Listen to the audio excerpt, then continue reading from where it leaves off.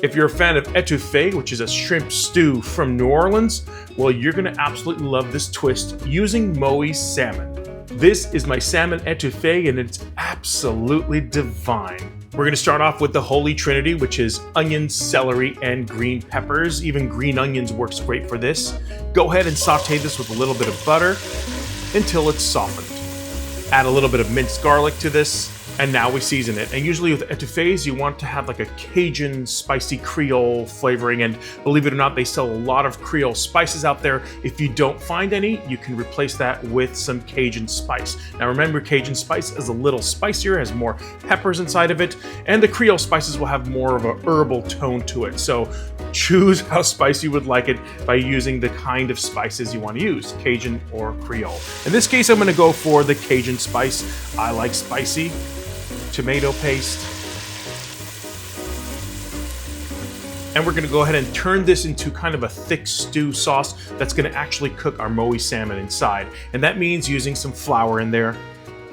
Mix it in together, and let's build our sauce. To this, I'm gonna add some chicken stock, tomato sauce, and mix that until the flour is incorporated. Add some more salt in there. And now this color is turning gorgeous.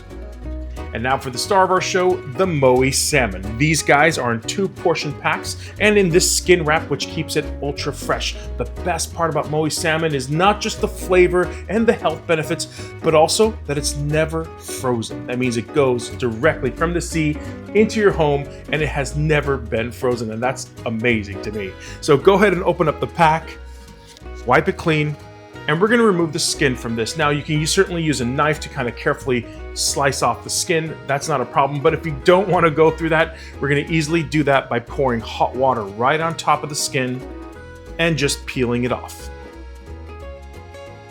And don't worry if that hot water is cooking the salmon already, it's not a problem. We're gonna be cooking it inside of some liquid in that etouffee already. So go ahead and place it inside the etouffee, cover it up. And this is almost like you're poaching it inside of that delicious etouffee sauce. Place the salmon on each dish, and now you're ready to serve this rich, spicy, buttery etouffee with the flavors of New Orleans and a perfect twist to a Louisiana favorite. Happy Mardi Gras!